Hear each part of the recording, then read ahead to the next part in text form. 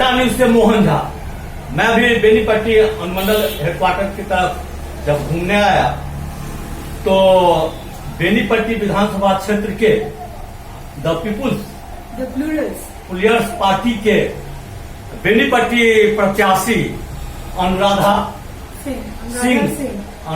सिंह से मुलाकात हुई और जैसे ये देखने में हैंडसम है और आज के जो युग है, जो अभी पुष्पम पिया की जो पूरे बिहार में तहलका मचा हुआ है, उसमें ऐसे ऐसे कैंडिडेट पढ़े लिखे अगर आवे तो निश्चित तौर पर बिहार का कल्याण होगा। आप अपना परिचय दें। रीता न्यूज में पहले आपका स्वागत है और रीता न्यूज में आप परिचय दें अपना। शुक्रिया मुझे बुलाने के लिए। मेरा नाम अनुराधा सिंह है। 12 सालों से मुख्य धारा की पत्रकारिता की है मैंने। सोशल इनोवेटर हूँ। द प्लूरल्स पार्टी की जो आइडियोलॉजी है वो मुझे इतनी अच्छी लगी कि मैं अपने आप को रोक नहीं पाई। एक नए बिहार के लिए, एक जो हमारा जो प्रेजेंट हमारी जो सिचुएशन है उससे कंप्लीट ट्रांसफॉर्मेशन के लिए, तो इसलिए मैंने प्लूरल्स ज्वाइन किया। एक चीज है कि आप लोग जैसे पूरे बिहार में अपनी प्रतिभा को दर्शाने के लिए जो आई हैं, तो आप लोगों का उद्देश्य क्या है आखिर बिहार में? उद्देश्य एक ही है, कंप्लीट ट्रांसफॉर्मेशन ऑफ बिहार। बहुत हो गया 30 सालों का लॉकडाउन, बहुत हो गया हमारा। हमें हमारा सम्मान वापस चाहिए, हमारा गौरव वापस चाहिए, हमें रोजगार चाहिए, हमें शिक्षा चाहिए, हमें हमारा गौरवान्वित बिहार वापस चाहिए। अब तक जो भारतीय इतिहास में जब भारत आजाद हुआ और बिहार की जो अपनी वर्चस्व बनी, तब से बिहार में क्या विकास नहीं हुआ है क्या? आप बताएं। विकास तो नेताओं के मुंह से तो सुनता हूँ कि विकास हो रहा है, होता रहा है। सुनते तो हम भी हैं, सुनते तो हम लोग भी हैं। दिखता क्या है? आपका एक्सपीरियंस क्या है? शिक्षा व्यवस्था क्या है?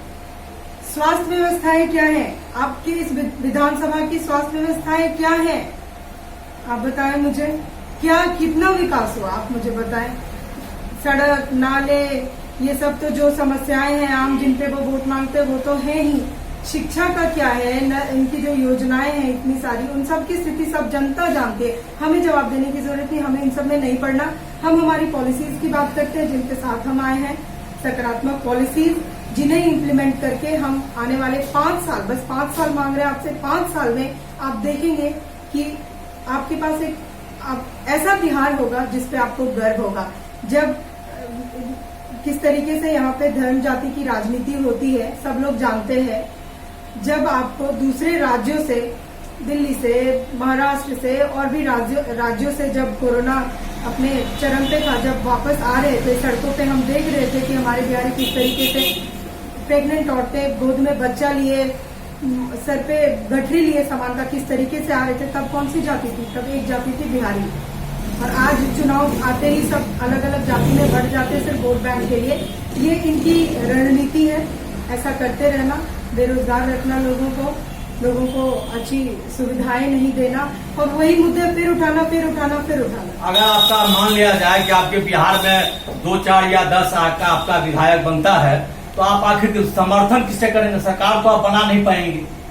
आपसे किसने कहा हम सरकार नहीं बना रहे हैं? हम 243 सीटों पे जो लड़े, हम कोई मजाक थोड़ी कर रहे हैं बिहार की जनता के साथ।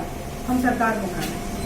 अगर आप सरकार बनाएंगी तो बिहार के साथ साथ बिहार में ऐसा कौन सा नया उपहार आप लाएंगी जिससे पूरे बिहार वासी को हो कि नया युग के लोग, नए लोग, युवा आए हैं, इससे बिहार का प्रगति हो रहा है? उपहार हम क्या देंगे? उपहार आप अपने आप को दें, प्लूरल्स को चुने। हमारा जो मैनिफेस्टो है, आपने देखा कि हमने कहा कि हम 88 लाख जॉब देने वाले हैं हर साल। यही जो बिहार के जितने भी राज्य, आप हमारे इसकी बात करो, बेनीपट्टी विधानसभा के, हम यही के संसाधन यूज करके यहीं पे लोगों को जॉब्स क्रिएट करेंगे। उन्हें यहीं रहना पड़ेगा, उन्हें कहीं बाहर जाकर अपना सम्मान नहीं खोना पड़ेगा। वो अपने घर परिवार के साथ छठ मनाएंगे, दिवाली मनाएंगे, दुर्गा पूजा मनाएंगे। बेनीपट्टी, एक सेकंड, बेनीपट्टी में से हैं आप? बेनीपट्टी, तो बेनीपट्टी के विधानसभा के पूरे क्षेत्र का अनुभव है आपके पास में? ये मेरा ससुराल है। कलवाही गांव हुआ मेरी शादी को 10 साल हो गए, कैसे अनुभव नहीं होगा। तो एक चीज बता दें कि आप बेनीपट्टी से अगर जीतती है, हम लोग भी चाहेंगे कि आप जैसे युवा सदन में जाए, तो बेनीपट्टी के लिए कौन ऐसा 2 काम करेंगे जिसके लिए बिहार के लिए और मधुबनी बेनीपट्टी के लिए लाभदायक होगा? जी देखिए, काम तो मैं आपको हमारा जो वो जारी करने वाली हूँ हमारे विधानसभा के लिए मैनिफेस्टो, सारी चीजें आपके पास डिटेल में होंगी। मैं 2 चीजें बता दूं, शिक्षा और स्वास्थ्य, ये दोनों हमारा भविष्य है, हमारे बच्चे हमारा भविष्य है। हम उन्हें बेहतर जिंदगी देने वाले हैं। रोजगार, अब आप रोजगार की बात करेंगे तो क्या कैसे करेंगे, वो सारा मैनिफेस्टो में आपको दे दूंगी। तो ये चीज हमको बताइए कि आपको ये मन कैसे हुआ जो हम सब काम छोड़ के इस राजनीति में आए? प्रेरणा कहाँ से हुई? ये कोई मैं पहली बात है कि मैं राजनीति करने नहीं आई हूँ। मैं जैसे आप बिहारी हैं, जैसे कोई भी युवा है, मैं तंग आ चुकी थी, तो मुझे लगा कि लोकतंत्र में एक व्यवस्था है जो सत्ता में आकर ही आप चीजों को बदल सकते हैं, तो चलिए आया जाए। नहीं तो इसको तो राजनीति से जोड़ेंगे कि नहीं हम कि राजनीतिक नेता आपको कहेगा? राजनीति क्या होती है? राजनीति का मतलब क्या होता है? जनता करे राजनीति बनाए हम, जन गण सबका शासन हमारी पार्टी का नारा है। ठीक है, हम राजनीति नहीं करते, तो सत्ता पॉलिसी मेकिंग करते हैं। हाँ, पॉलिसी मेंटेन करते हैं, तो पर भी लोग नेता और जनप्रतिनिधि तो आपको कहेगा। जनप्रतिनिधि कहे, नकली नेताओं से प्रॉब्लम है, जो आपको छलते हैं। आप सब जानते हैं, बस मानते नहीं हैं। अब आपने सबको देख लिया, सबने वादे किए। अगर आप कहते हैं कि हम भी वादे कर रहे हैं, हम क्या करेंगे? सबको तो देख लिया आपने, आपके पास कोई ऑप्शन है? नहीं है। एक बार देखिए, जेपी ने शुरुआत की होगी, कर्पूरी ठाकुर ने शुरुआत, सबने शुरुआत की। हर एक की शुरुआत कहीं न कहीं से हुई है, अच्छों की भी हुई है, जिन्हें आप बुरा कहते हैं उनकी भी हुई है।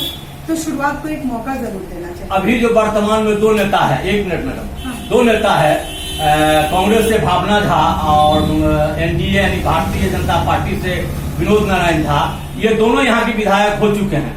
क्या उनके विकास से आपका मन संतुष्ट नहीं है? मेरा मन वही है जो यहाँ की जनता का मन है, जो यहाँ के लोगों का मन है। क्या उनका मन संतुष्ट है? आप बेहतरीन तरीके से जानते हैं कि नहीं है। एक चीज और, आप अपने मतदाता जो आपके भावी बेनीपट्टी के विधानसभा क्षेत्र के जो मतदाता हैं, बुद्धिजीवी हैं, समाजसेवी हैं, किसान है, मजदूर है, उसको आप क्या कहना चाहते हैं अपने शब्दों में? मैं बस ये कहना चाहूंगी कि अब बहुत हुआ, आपकी किस्मत आपके हाथों में। कोई और आपको जाति के नाम पे, धर्म के नाम पे बार बार वही मुद्दे की बेरोजगारी दूर करेंगे जी, हम स्वास्थ्य सेवा अच्छा, ये कब तक चलेगा? अब आप बस बंद कीजिए। पहली बात, जब भी इलेक्शंस होते हैं, आप कैंडिडेट का आप देखें कि कैंडिडेट कौन है आपके क्षेत्र से। आप देखें कि उसकी शैक्षणिक योग्यता क्या है। आप ये देखें कि उसकी पॉलिसीज क्या है। बात पॉलिसीज पे होनी चाहिए, वो आपके लिए क्या लेकर आ रहा है। ये कहने को तो बेरोजगारी, हमने कहा जो आपको लोग छलते हैं कि बेरोजगारी दूर करेंगे, हम कहते हैं रोजगार देंगे। लोग कहते हैं कि गरीबी हटाएंगे, हम कहते हैं कि हम अमीर बनाएंगे। लोग कहते हैं ये करेंगे वो करेंगे, हम आपको डेटा के साथ कहते हैं कि हम 88 लाख जॉब हर ईयर देंगे। तो सोचिए कि जैसे ही आपका एक इकोनॉमिकल ग्रोथ होता है, इंडस्ट्रीज आती हैं, बहुत सारी चीजें खुद ब खुद तब्दील हो जाएंगी ग्रासरूट लेवल पे। मतदाताओं से मत मांग रही हैं आप? जी बिल्कुल। इसके लिए आप रूटीन बना ली है? जी बिल्कुल। और सुबह क्या बजे आप उठती हैं इसके लिए? सुबह 4 बजे उठती हूँ। और क्या बजे रात तक आप मतदाताओं के बीच में रहती हैं? 4 बजे उठती हूँ मैं, रात के 9-10 बजे तक होती हूँ। उसके बाद फिर सुबह उठती हूँ, फिर होती हूँ, बस यही प्रक्रिया चल रही है। धन्यवाद रीता न्यूज में आपका धन्यवाद। आपने साहस के साथ चुनावी मैदान में है, ईश्वर करे आपकी ताकत बढ़े और आप आगे भविष्य के लिए सोचे। और आप भी चौथा स्तंभ है, आपकी भी जिम्मेदारी है हमारे बिहार के प्रति, हमारे इस विधानसभा के प्रति, आप भी वो निभाए बखूबी। नमस्कार। लोगों तक सही बात पहुंचाएं। नमस्ते नमस्ते।